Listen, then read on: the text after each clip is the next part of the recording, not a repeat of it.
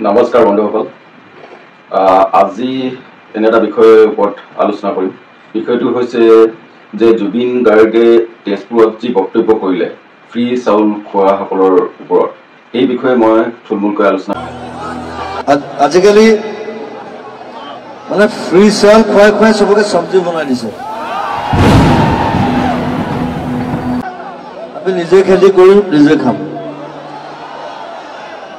নো free. মোক বহুত বেছিভাগ পলিটিচিয়ানে বুজি নাপায়, বিকজ দে ডাজন্ট আণ্ডাৰষ্টেণ্ড মি। জুবিন গাৰ্গে কেৱল যে ফ্ৰী চাউল খোৱাসকলক তেওঁ তুলনা দিছে বা সমালোচনা কৰিছে বুলি সেইটো নহয়। একচুৱেলি জুবিন গাৰ্গে মানে মানুহৰ মানসিকতাৰ ওপৰত তেওঁ বক্তব্য দাঙি ধৰিছে। মানে কি হয়, আমাৰ মানুহৰ এটা মানসিকতা আছে যে সকলো বস্তু ফ্ৰীকে লাগে, ফ্ৰীকে চাউল, ফ্ৰীকৈ আঁচনি, মানে সকলো ফ্ৰীকৈ যদি আমি এনেকে বিচাৰি থাকো, আমি যদি সকলো বস্তু ফ্ৰীকৈ বিচাৰি থাকো, আমাৰ সমাজৰ যি অৰ্থ সামাজিক উন্নয়ন জানো সম্ভৱ হ'ব?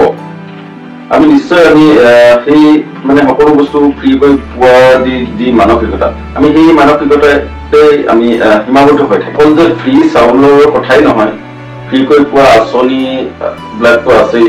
আৰু জুবিন দাই এইষাৰ কথাও কৈছে যে যি চৰকাৰে নহওক মই আই ডোন্ট কেয়াৰ বুলি কৈছে। তেওঁ কাৰোলৈ তেওঁ ভয় নকৰে কথা ক'বলৈ, সেইটো তেওঁৰ স্বভাৱসুলভ কথা। তেওঁ অৱশ্যে মানুহজন যি কয় ষ্ট্ৰেট ফৰৱাৰ্ড মানুহ, তেওঁ সকলোৱে জানে তেওঁৰ বিষয়ে জুবিন দা কেনেকুৱা ধৰণৰ মানুহ।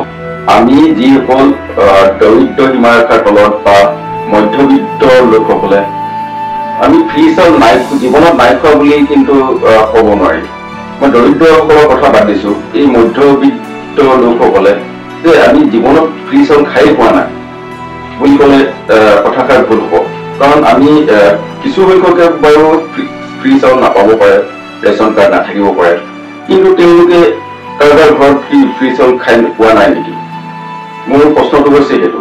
গতিকে ফ্ৰী চাউল যিখিনি মধ্যবিত্ত আৰু দৰিদ্ৰ সীমাৰেখাৰ তলত থকা মানুহ সকলোৱে ফ্ৰী চাউল খাই, চৰকাৰৰ পৰা দিয়া ফ্ৰী চাউল খাই ইতিমধ্যে পাইছে। মই এই চেলিব্ৰিটি বিলাকৰ বিষয়ে নকওঁ।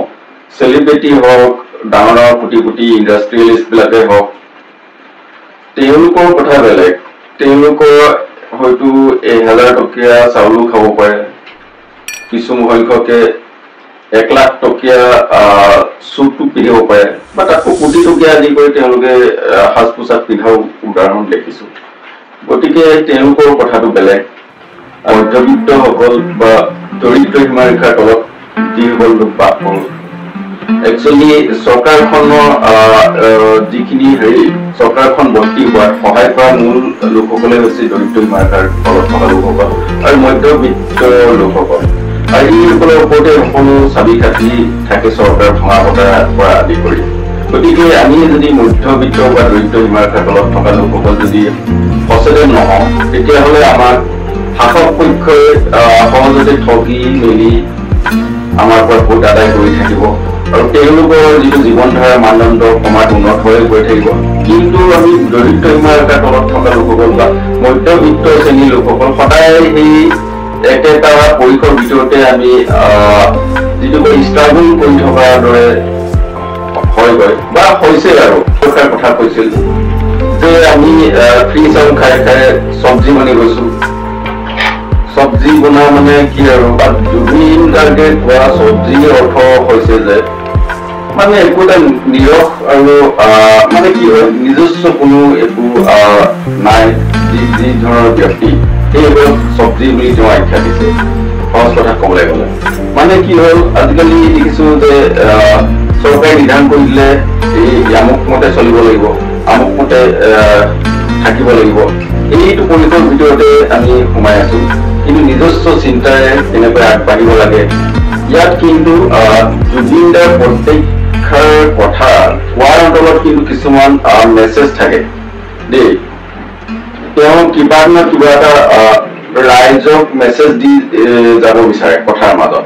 গতিকে তেওঁ তেজপুৰত যিষাৰ কথা কৈছে তাৰ জৰিয়তে কিন্তু কিবা এটা মেছেজ দিছে ৰাইজক। একচুৱেলি জুবিন দাই যিষাৰ কথা কয়, তেওঁ মই কাকো ঘেণ্টা খাটি নাপাওঁ।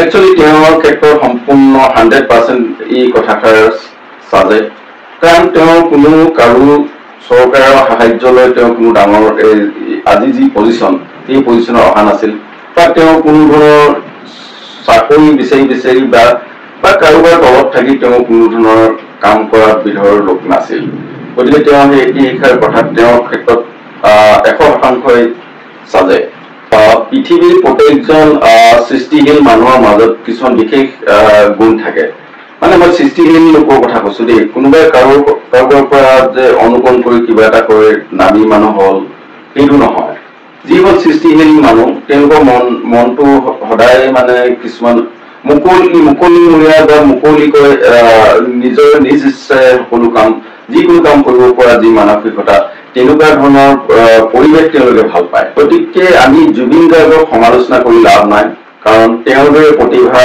আমাৰ মাজত নাই গতিকে হকে বিহকে জুবিন গাৰ্গক বাধা দি থাকি লাভ নাই আৰু তেওঁ যি মন যায় তেওঁ সেই বিষয়ে ক'বলৈ দিব লাগে আৰু গতিকে জুবিন গাৰ্গৰ ভিডিঅ'টো আমি সকলোৱে চাওঁ তেওঁ কি কৈছিল আৰু কেনেকুৱা পৰিৱেশত কৈছিল গতিকে ভিডিঅ'টো আমি জুবিন গাৰ্গৰ যি কথন ভংগী সেইখনলৈ চাওঁ আহক তেতিয়া আমি গম পাম বিষয়টোৰ ওপৰত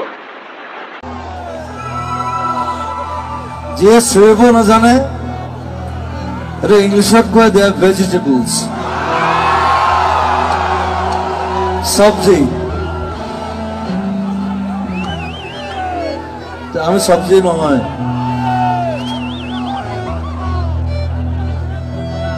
we are tigers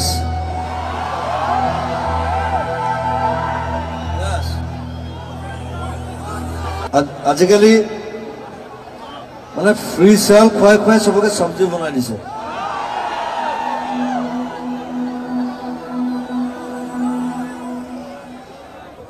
we should revolt আমি নিজে খেতি কৰিম নিজে খাম no free but the Sarkar no I don't care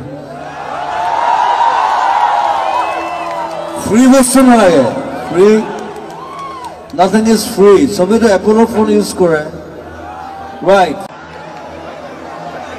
Apollo malikor eto dialogue asile je nothing is free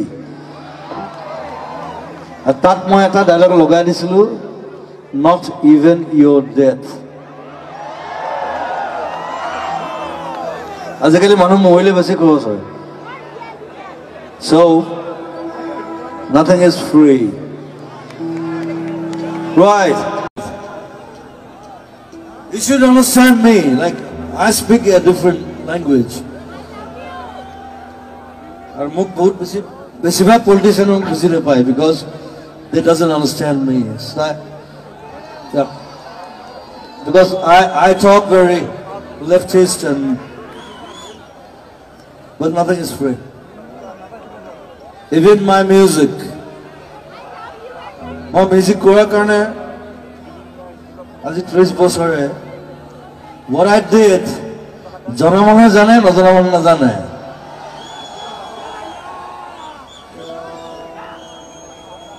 মই অকল চাইকেল এখন লৈ আহিছিলো মই সদায় কওঁ I came with a cycle. Right. আৰু এখন চাগে আমাৰ কাৰণ মই নতুন চিনেমা ষ্টাৰ্ট কৰি আছো from 17th January ৰৈ বিনালে so তাত মই অলপ বেলেগ ধৰণে এক্টিং কৰি আছো নিজৰ ষ্টৰী মোৰ so সবে অলপ গম পাই আছে লাহে খবৰ দি থাকিম so তাৰপিছত মই শ্ব' বন্ধ কৰি দিছো so মই প্ৰায় 3 মাহ শ্ব' নকৰোঁ